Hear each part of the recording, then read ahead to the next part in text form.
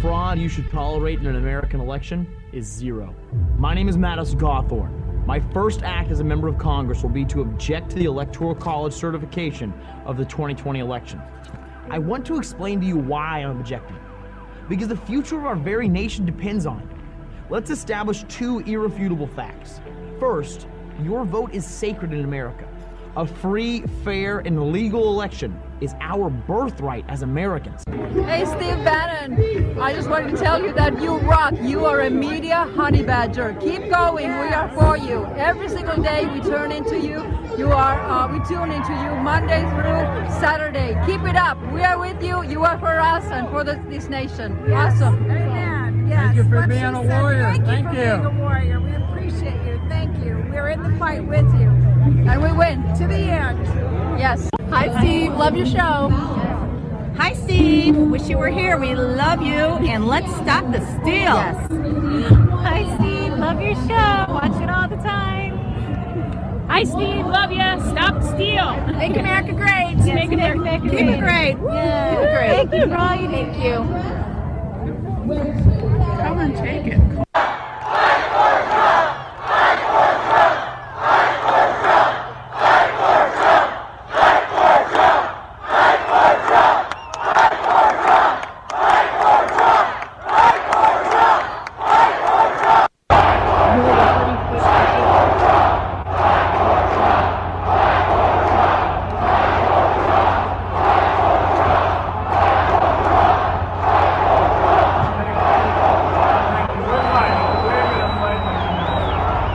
Madison Caulfield says the new young gentleman coming up to take Mark Meadows' spot in Congress says the evidence is irrefutable. Welcome to the War Room. We're live from our nation's capital. It's 2 January, the year of our Lord 2021. I want to thank the guys in Denver, Real America's Voice, for really going overtime to put this on. Couldn't have a show yesterday because of difficulties in Denver, but we're here grinding it every day. One of the most important weeks, historic weeks in the nation's history, going to culminate at least the first stage of it with an explosive 12-hour or more session in Congress on Wednesday. Looks like a massive rally happening. Donald J. Trump is going to actually speak to the people. I think he's saying it's going to be 11 o'clock on Wednesday. We're going to be covering all of that. John Fredericks Radio Network, Real America's Voice. Up on the satellite dish, channel 219, on cable at Comcast channel 113, G News, GTV, and Mandarin throughout the world. We are on the streaming service. You can get us everywhere, and we're the number one, I think, a conservative podcast in the nation. I believe, as of last night, we're behind Pod Save America. But remember, that's all they do is podcasts. We're ubiquitous. We're everywhere, okay? Pack show. We got the 2020 War Room Man of the Year, Rudy Giuliani. We got John Eastman, the constitutional lawyer for the President of the United States. We've got Mark Serrano, who's leading the effort over there at the Thomas More Society with Phil Klein to talk about what's going to happen. Liz Yore. We got a massive exclusive interview with Archbishop Vigano. It's going to come out on Monday. It's explosive. It's a throwdown, a war cry against the globalist elite and the party of Davos. Liz Yore is going to give us a preview. We got Ian Smith. The show is packed. In the fight, I want to thank those folks, people that we couldn't get to it last week. We apologize. The folks that came out in Maricopa County, absolutely unbelievable. I think you had the county comptroller resigned. Didn't want to get involved in this fiasco in Maricopa County, the steal out there. They walked away from it. The attorney general then threw in and gave an amicus brief. So things are shifting. Today it's going to be a all hands meeting with the state legislators, state legislators that the Trump campaign and also others are putting on to explain this massive evidence of steal. You see Josh Hawley coming together. By the way, Mitch McConnell, not Steve Bannon, not Jack Maxey, my wingman here in the War Room this morning. Mitch McConnell told the senators last week on a conference call, this is the most important vote you will have in your career. Let me repeat that.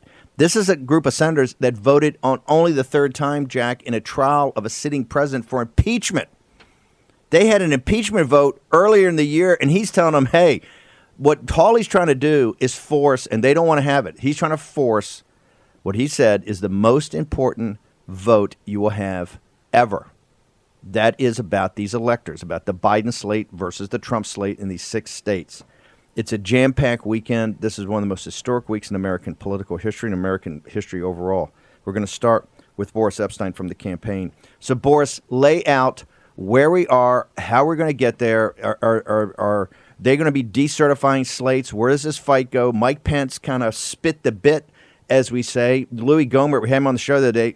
I think it's a terrific lawsuit to say, hey, set aside the Electoral Count Act of 1877, and let's go right back to the Constitution. The VP's hardwired into the Constitution.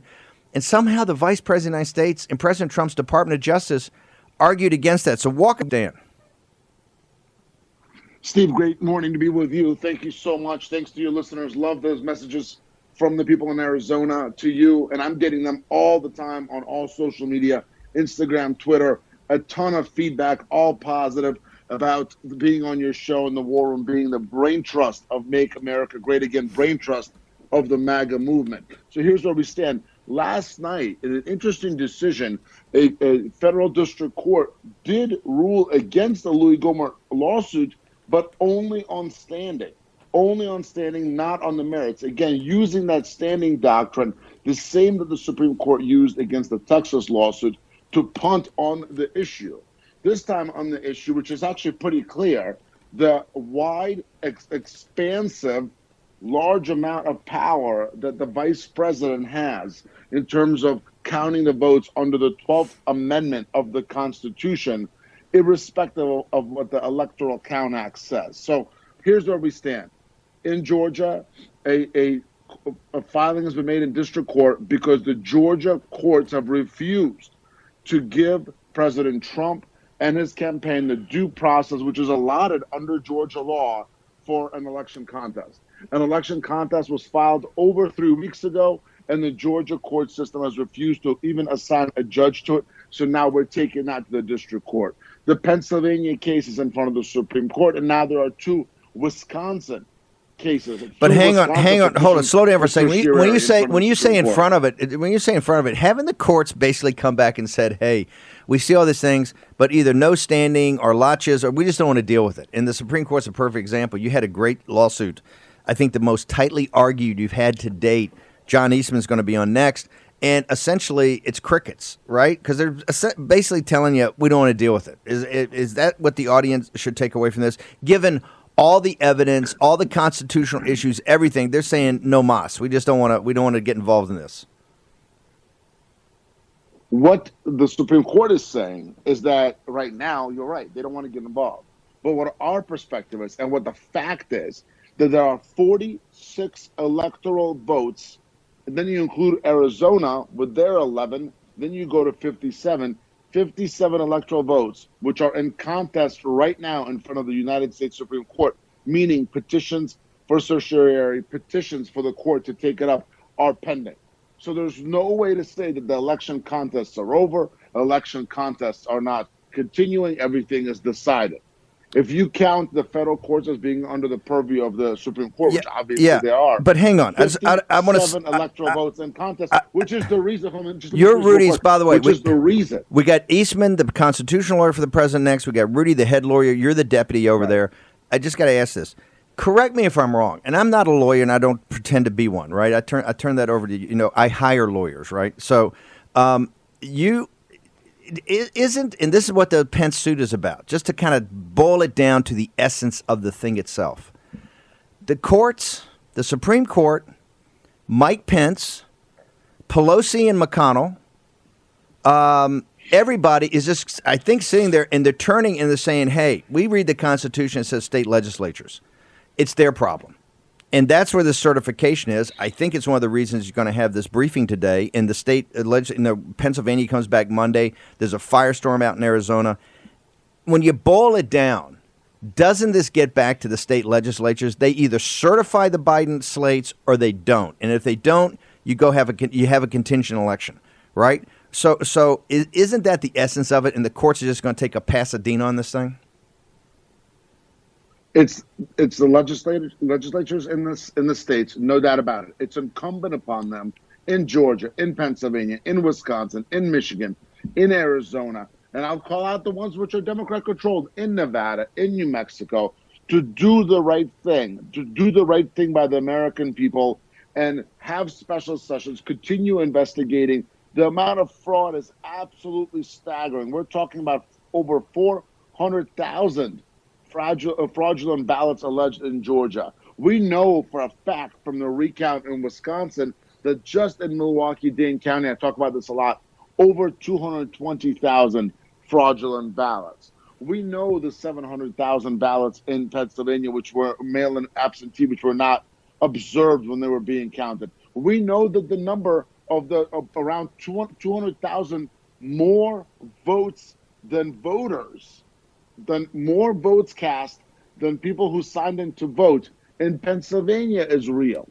All this information is out there. All this information is being presented, and these state legislators cannot stick their head in the sand and say this has nothing to do with us. You're right. The courts are saying it is incumbent upon them to act, and it is very clearly in the Article 2 of our Constitution spelled out that it is the duty and the job of the state legislatures to determine how elections are held, and it is their duty then to determine who the correct electors are. What should that is absolutely irrefutable. What should our audience look for? Also irrefutable.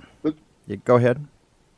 That the vice president has an extensive amount of power, and when it does come on the 6th, we already know that there's electors from both the Biden side and the Trump side that have been sent to Congress. That was done on December 14th. The vice president's got a lot of power, and that's very important to recognize. In this case for Louis Gohmert, dismissed only on standing, on procedure, not on the merits. That's a huge deal. Repeat that to the audience. I'll make sure everybody understands this. You got the buried lead right there. Walk us through it again. We've got about a minute.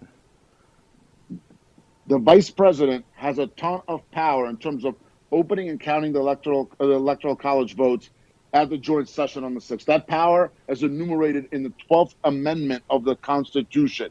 The Louis Gohmert lawsuit, which wanted to have effectively a declarative judgment highlighting that power, was dismissed yesterday in a lower federal court, but only on standing, not on the merits. The merits have not been adjudicated, which means the power stands. Boris, give us your social media so that people can follow you during the day, and they got to follow you this week. You can dump Boris after Wednesday, but up from between now and Wednesday, you got to be on the gram with Boris. Well, it'd be nice if you kept me around. On the gram, Boris _Epshteyn, Boris _EPSHTEYN, putting out a ton of content in terms of what's happening, lawsuits, et cetera, et cetera. Twitter @BorisEP. Parler @Boris. Instagram, Boris _Epshteyn. Twitter @BorisEP. Parler @Boris. God bless. Rock and roll. We're going to have a huge, historic week for America.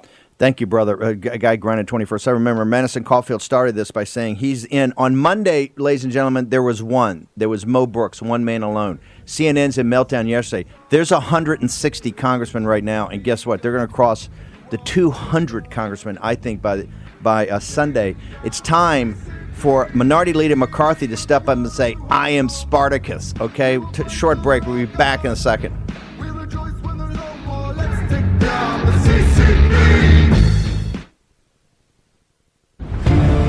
War Room Pandemic with Stephen K. Bannon. The epidemic is a demon, and we cannot let this demon hide.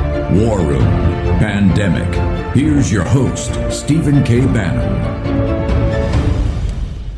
Welcome back to War Room Pandemic. We're live from the nation's capital. It's 2 January. The year of our Lord 2021 just finished a historic year in 2020. Trust me, this is going to be big. We're going to get John Eastman, a little technical problem getting John Eastman on, the constitutional lawyer for the president. Massive constitutional fights going on behind the scenes. People don't understand. President Trump did not return dramatically to the nation's capital in the White House with Melania and basically shine on his New Year's Eve party, which is kind of one of his pride and joys, to come back here and actually left early, come back in the morning to go through. And this is a fight.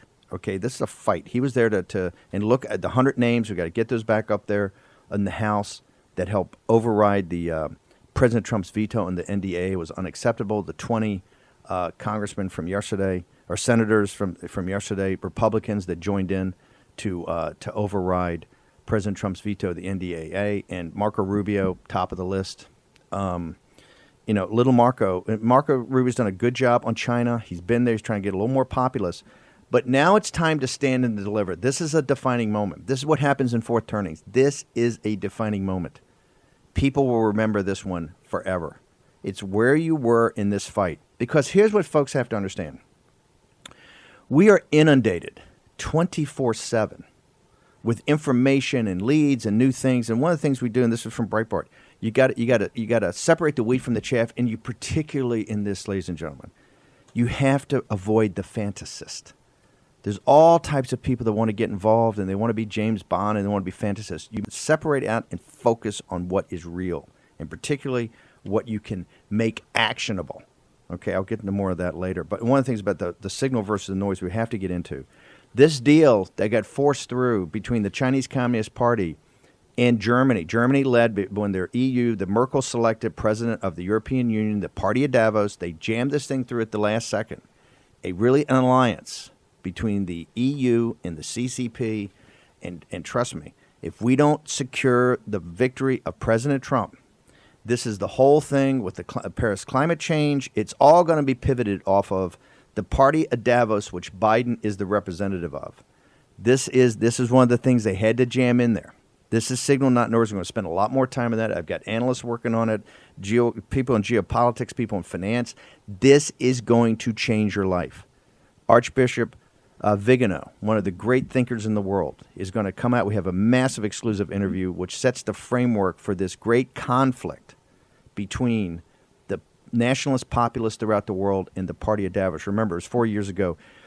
In 2017, she gave the speech in Davos on Wednesday, and Donald Trump gave his first inaugural address a couple days later that laid out the difference between the Westphalian system, the system of independent nation states that work in alliances, versus this global network that is the party of Davos. Remember, there are no conspiracies, but there are also no coincidences. This happening is going to have a major impact in your life, your children's life, your financial life. And we're going to have somebody from the new federal state of China on the second hour with Liz Zero. Okay, turn now to one of the great thinkers about the Constitution and also a man of action. He's the president. Rudy Giuliani runs the overall. He's the president's lawyer, runs the overall operation over there. But John Eastman is the constitutional lawyer that's been putting up these lawsuits. John, first off, this argument of what's actually happening at the state basis and what happened in the Constitution that you and I happened to be on a call last night and you were walking people through, it was so brilliant. Could you just walk people through what the framework is for this week and why you think, and you've been arguing in court and putting these briefings and these suits out there, that this is just outrageous that we're going down this path? Sure. I mean, the U.S. Constitution very clearly assigns the power of selecting the manner for choosing electors to the legislatures of the state. For many years in our nation's history, the legislatures just picked the presidential electors themselves. But modernly, and for about the last century or century and a half in some cases, the legislatures have said we're going to do this by popular vote, but we're going to do it in accord with election laws that we pass. Election laws requiring signature verification on absentee ballots. Election laws require you to prove voter ID. All of those things designed to minimize the risk of fraud in how we conduct the election. And in a number of states, and most egregiously in Georgia and Pennsylvania and Wisconsin, partisan elected officials, and in some cases partisan judicial officials, ignored or altered those legislative commands and conducted the election in violation of the manner that the legislature had set out. That means the election was illegally conducted. And you don't even have to get into the number of ballots affected. It was illegally conducted. And I'll give you, I think, the most egregious example. In Georgia, they have a provision that if you have evidence of fraud or irregularities, or evidence that a sufficient number of illegal ballots have been cast or legal ballots not properly counted, you can bring an election contest within 5 days after the conclusion of the recount. They did that on December 4th in Georgia. And here we are a month later, and we still don't even have a judge assigned to hear that case. And yet the governor went ahead 3 days after that challenge was brought and certified the electors, completely ignoring the statutory mechanism set out for resolving election disputes. And that means we have a failed election. And there's another provision in federal law, 3 United States Code Section 2, that says when the state has failed to choose electors on the date assigned by Congress, the power to choose the electors devolves back to the legislature because they have the ultimate constitutional authority here. And we've got a lot of legislatures that are afraid to exercise that constitutional power because they think they have to get permission from the governor to have their session, or they've got to get permission from the courts to do anything. No, this is a power the Constitution assigns exclusively to those state legislatures, and they need to act, because what we have here is massive evidence that this election was at least conducted illegally, in violation of the state statutes, but lots of evidence as well that as a result of that illegal conduct, removing checks against fraud in the absentee ballot process, that we have absentee fraud more than enough to have affected the outcome of the election. And I think it's the duty of these legislatures to fix this egregious conduct and make sure that we're not putting in the White House some guy that didn't get elected. This is what the constitutional crisis is. So I want to be very specific and drill down on this, because this is going to be historic. We are entering into one of the most important constitutional crisis the country's ever had. Your theory of the case, essentially, if they did give you an expedited hearing, if you went through all this process and you're filing other suits that are just as powerful, at the end of the day, isn't what the Supreme Court's going to say? And look, I'm not a constitutional guy, but aren't they going to say, "Hey, John, great argument. We're not going to overturn the Biden electors. We're going to flip this whole thing back to the state legislatures, and they've got to either reaffirm, they've got to stand up." Isn't this all get back to the state legislatures, and particularly in these 5 states? There are 2 places where it gets back to. It gets back to the state legislatures because their process was not followed, and it was deliberately not followed. This was a concerted effort to thwart the anti-fraud provisions they had put into place. So it devolved back to the state legislature. And the only other place where it devolves back to is the Congress, and particularly the vice president, who will sit in presiding over a joint session of Congress beginning January 6th to count the ballots. And they've got multiple slates of ballots from 7 states, and they've got to decide which is the valid slate to count.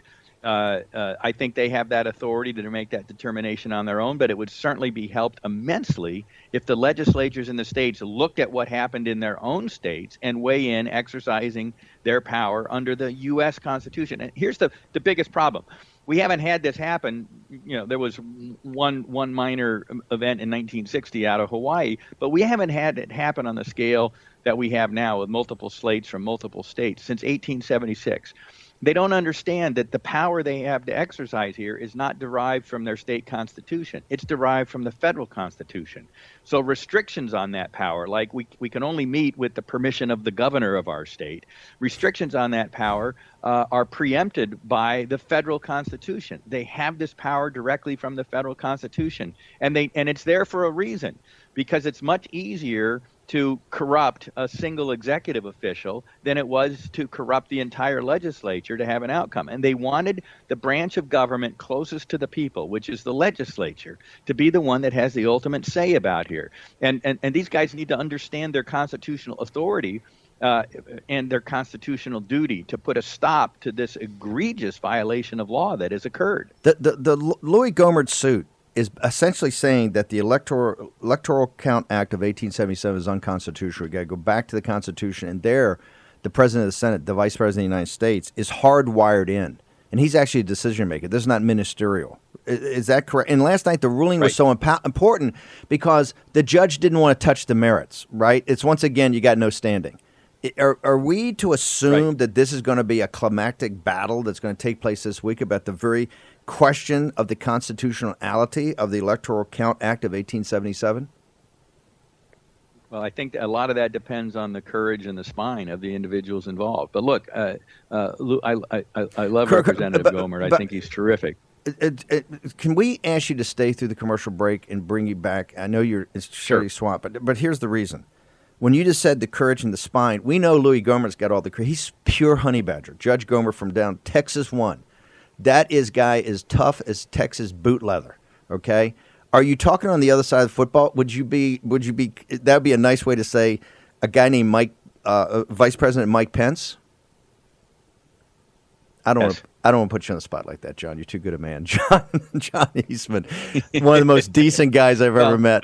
So, hell, we're going to take a short commercial break. We're going to return with the president's constitutional lawyer, John Eastman. Also going to bring in his personal lawyer and the guy running the entire thing, War Room's 2020 Man of the Year, Rudy Giuliani.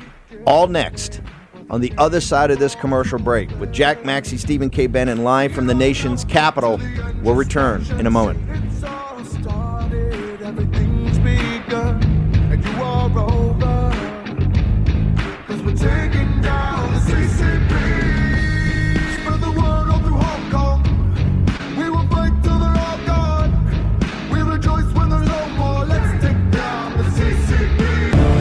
War Room Pandemic with Stephen K. Bannon. The epidemic is a demon, and we cannot let this demon hide. War Room Pandemic. Here's your host, Stephen K. Bannon. Okay, we were going to do cold opens, but we're jammed for time. We got John Eastman, the president's constitutional lawyer.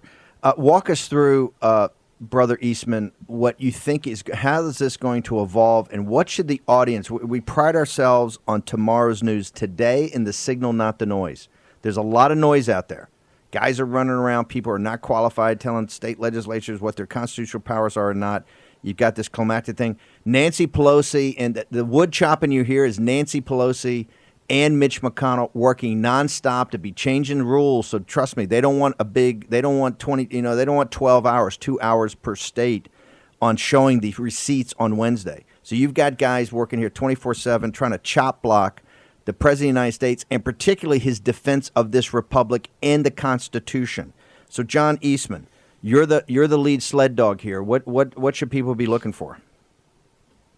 Well, I think they ought to not just be looking for it, but they ought to be putting pressure on their state legislatures. So if you're in Georgia or Pennsylvania or Wisconsin or Arizona, call your legislatures, demand that they call themselves into session, which they have the constitutional authority to do. No restriction in their constitution telling them they can't exercise this power is valid. It's preempted by the federal constitution. There's a little thing in the federal constitution called the Supremacy Clause, and it says the laws and Constitution of the United States are the supreme law of the land. Nothing in the state laws or state constitutions to the contrary notwithstanding. It cannot be more clear here. And pressure needs to be brought on these recalcitrant legislators to call themselves into session and to make an assessment of what happened in their state, and then either decertify the existing slate of electors if there's just too much uncertainty about the results of the election, or certify the correct slate of electors if the number of ballots that are shifted, if you get rid of the illegal ones, are enough to affect the outcome as we believe they are. They need to do that this week before Wednesday. So pressure beginning now, and rolling thunder pressure. If you find one guy saying, well, I can't do anything, the leader is the one blocking it, then shift the focus to the leader. The second thing that needs to happen is, I think what's going to happen or should happen in Congress is we can't count slates of electors that were illegally certified. And if they were certified after an election that violated fundamental state law, those are illegally certified. If you or I were to submit a bank mortgage application to Fannie Mae or Freddie Mac that had that kind of misrepresentation on it, we would be in prison. So we need to bolster the authority of our leaders in Congress to not accept fraudulently certified slates of electors. Okay, we're going to be putting that up from Denver in a moment. Just hang on there. Okay, one last question. Is the president's best path to affirm his victory on November 3rd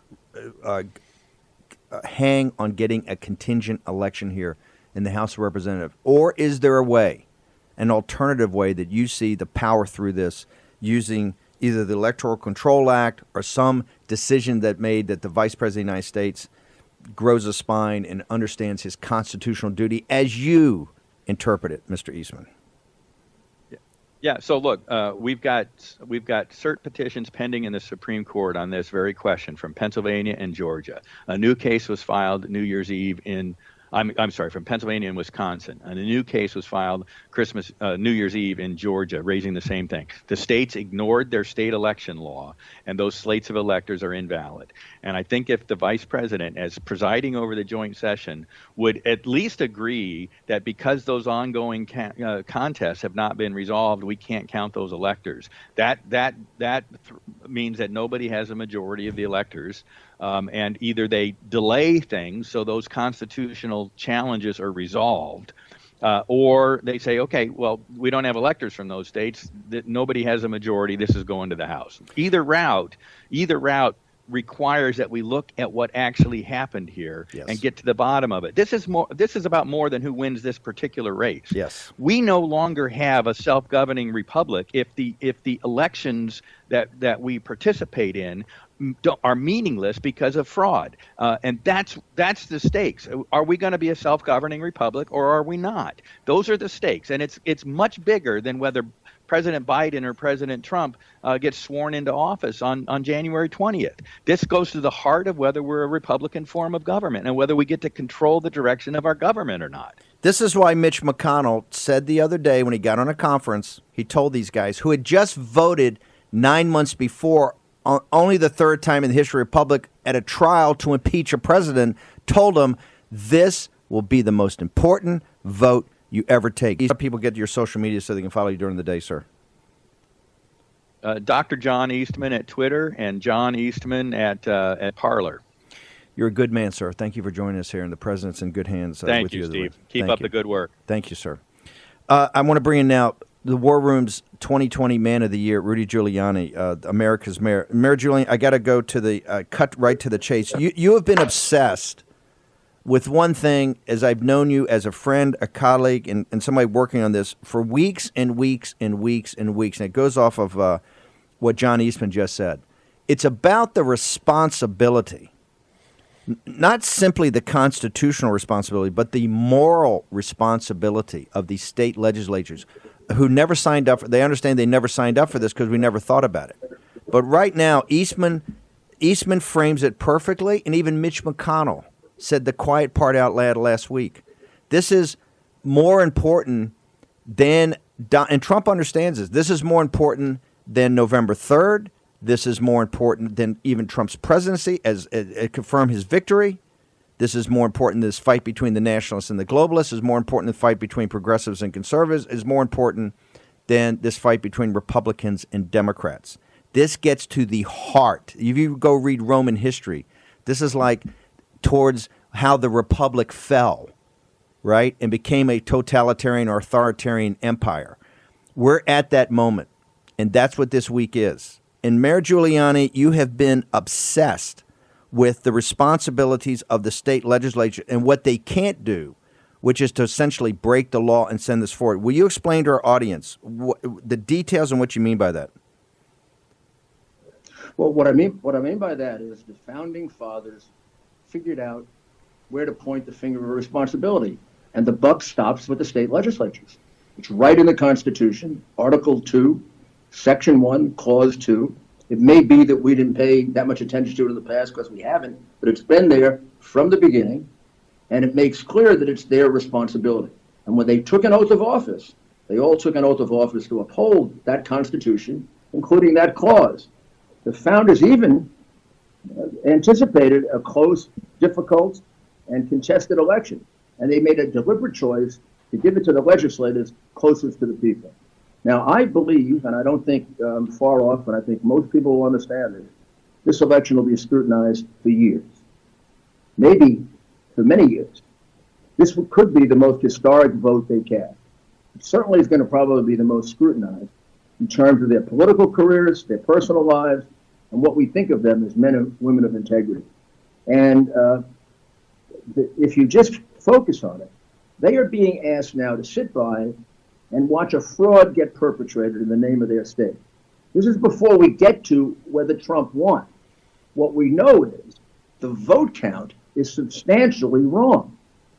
We know that in each one of those states, and I can go through each one, I'll pick just one, Arizona. We know in Arizona that illegal immigrants, people without citizenship, voted. that is not considered in the vote count of Arizona. 32,000 at least, determined by not the best sources. We had to go to newspapers and records, but they're all for sure illegal.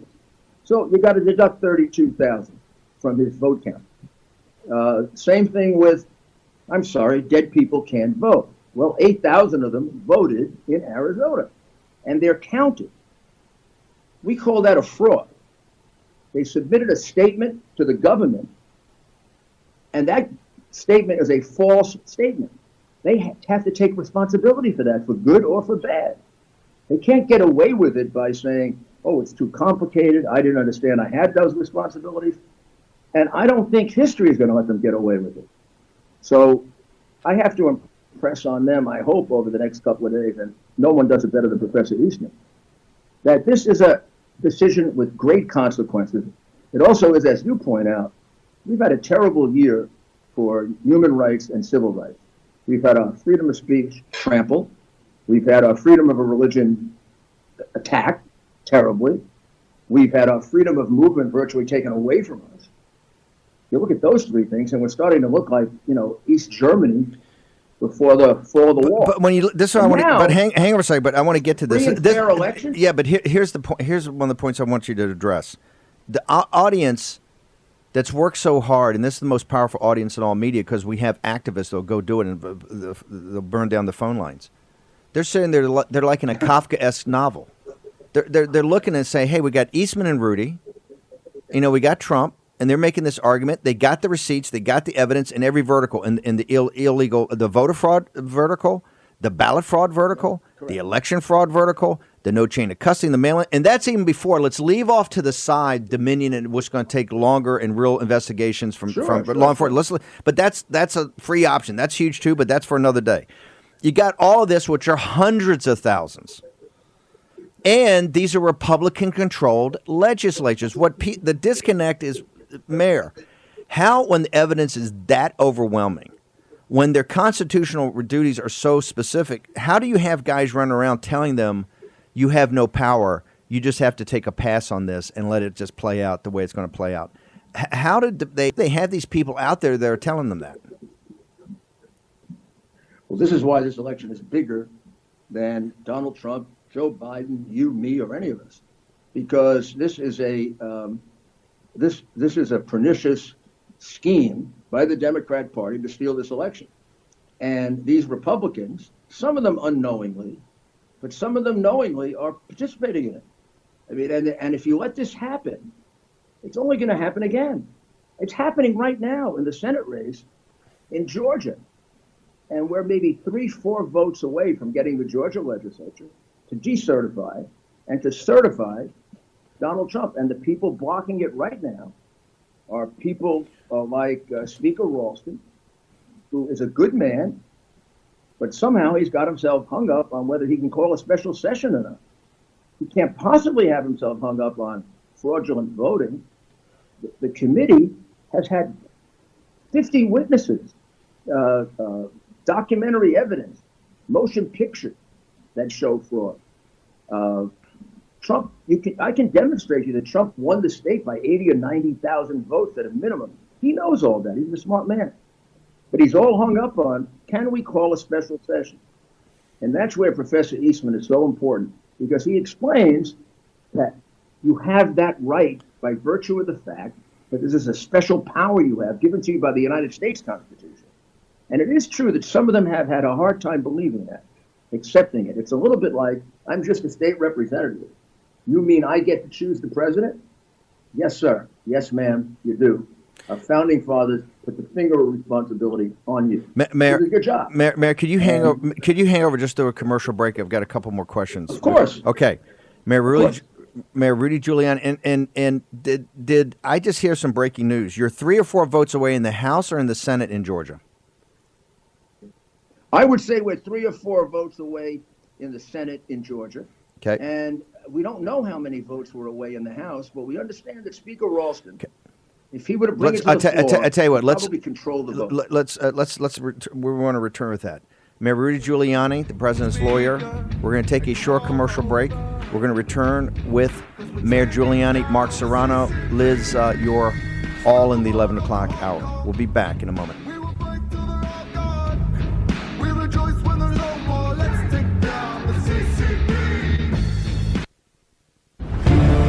War Room Pandemic with Stephen K. Bannon. The epidemic is a demon, and we cannot let this demon hide. War Room Pandemic. Here's your host, Stephen K. Bannon. We started the week with one, Mo Brooks. We'll play a video in the next thing. We now have 160. I think we're going to 200, and I think Kevin McCarthy is going to be part of that. You know why? He's not going to have a choice, okay? Mitch McConnell is working nonstop not to have other people stand up with the brave Josh Hawley. Rudy Giuliani, the president's lawyer, is our guest. Mayor, just in thinking through the critical path between now and this historic day on Wednesday, I know you're working nonstop, and by the way, everybody should know Mayor Giuliani is like putting in 20 hours a day. And Mayor, I'm on the side of 70. I don't want to get, I know it's not. I know you want to shave a few years off that, but you're I've never seen a guy. The president and Rudy Giuliani are insane about how hard they work and how many hours they work and how they never take a day off. Mayor, walk people through. You're actually not, one of the things people I don't think understand is you're not going to be actually able to prosecute the case on Wednesday. You've actually got to do a shift. You're working state legislatures. You're working nonstop. The Hill, your team has got now doing a whipping thing that you see these guys in the Hill all standing up and saying, hey, I am Spartacus. Right? I know you work in the Senate. But one of the most important things is that your voice, your guidance from Gettysburg to Phoenix to Georgia, it's always been you, right? And your team, this amazing team you've put together to argue this and to really drive this and to drive Biden now 50-50 in the American people. Think it's illegal and illegitimate. It's unbelievable. With the tech guy, the oligarchs shutting it down in Silicon Valley and mainstream media. You have to do a transition. Walk people. How are you going to do that? Are you going to brief people up? Are you going to turn things over? Are they not going to let you speak? On Wednesday, we're going to see Rudy on TV, or is it going to be Josh Hawley, Jim Jordan? What's the process? Well, no lawyers can speak for either candidate in this kind of proceeding. And it's very much like the concluding impeachment debate, where it has to be carried by the members. And there, I think we're very fortunate. First of all, in the House, we have not only skilled lawyers, but I mean, they went through that immigration whole situation. You mean the impeachment? Impeachment. Like, yeah, and impeachment.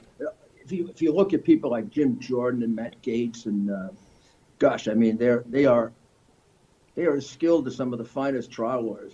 And Hawley stepping forward, I guess he's the youngest member of the Senate. But this guy is a very, very good lawyer, Supreme Court law clerk, but also a prosecutor. He knows what he's doing. I was really glad. The only person I'd match him with in the Senate would be Lindsey in terms of legal ability and the ability, and not just legal ability, litigation ability. So, yes, we're briefing them and their staffs, basically turning over the knowledge that we have to them. They'll decide what they want to use of it. But that's going pretty smoothly. We're going to have a session today. We've been working around the clock, and we have staff exchanging things. The Senate gets a little bit different because there's an awful lot of work for Josh Hawley, just Josh himself. I hope a few more join him. Well, that's the case. But by the way, you've got Ted Cruz, you've got Lindsey Graham, you've got Tom Cotton from Harvard Law School. You've got some heavies over in the Senate where, you started with one on Monday with Mo Brooks. You got 160 now, and I think you're going to see 200 by the end of the weekend. You got one man alone with Josh Hawley. What's the probability we get some of the other heavy hitters like Ted Cruz, like Tom Cotton? First of all, I think we're going to have, a lot of support, a lot more support than you think. I think they are afraid of Mitch, and therefore they're waiting a little. I think we'll have at least 5 to 10 that'll be active, and I think we'll have support from a large number. I don't want to guess at a number yet, but it's going to be a lot more than people think.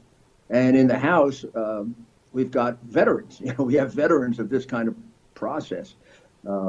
Andy Biggs, and I don't want to mention just a few, but Gates and Biggs and Jordan. I mean, Jordan's a terrific trial lawyer. I mean, he ripped the. I'm sorry we're missing Mark Meadows. I told him, can you go back and ask a couple of Doug Collins? I mean, they were some of the best. But we'll be okay there. I mean, of course, I'm frustrated. I'm really frustrated that I can't do it and Gemma can't do it. That's right. We know it the best. Let me. But I think we're in very good hands. Last question. Is you've made your name on breaking the 5 families. You ever saw The Sopranos? Hey, Rudy Giuliani put the 5 families out of business. Rudy Giuliani put the mob on Wall Street out of business. You're a legendary prosecutor. Do you believe we need a special prosecutor on this now? Because do you believe there's do you think there's a RICO case to actually go after? We got about 2 minutes. Yeah, the answer is I answered it before you finished it. The answer is yes, sir. We need a special prosecutor. First of all, you're going to be plagued with conflict questions, and there'll be real ones. And second, a RICO case is not impossible, but it's a complex case to put together. And maybe in this country there are 20 people, 25 people that really have had experience in doing it. Wow. And it needs that. This is the Biden crime family case. This is not Hunter Biden. Don't fool yourself. The minute any ethical prosecutor begins looking at this, within 20 documents, you go right to Joe. Joe's the head of this, 30 years, and it gets described. Oh, so by the way, you're talking about the CCP. Yeah, that I want. But I'm talking about in the election fraud. Do you think there's a RICO case to build there? And do you think in the election fraud you need a special prosecutor? Absolutely. I mean, all these guys that they're investigating have been smearing the Democratic Party for years. I mean, including some people, very, very close to the administration. You think this was just an accident? This has been going on for 4 or 5 years. This whole plan, it was actually practiced before. So you think you think on the election fraud, you think right now. You think on the election fraud side, there's no doubt in your prosecutorial mind that you have a RICO case that needs a special prosecutor assigned by the Justice Department at the direction of the President of the United States to sort this out. Absolutely. I mean, this is going to go to the heart of the Democratic Party. This was not an act. This was well thought out. It was well planned. It's going to become international in scope. And it's a very, very that is actually a much more complex case than the Biden case. The Biden case, I told you, I could get an indictment in that case in a month or two.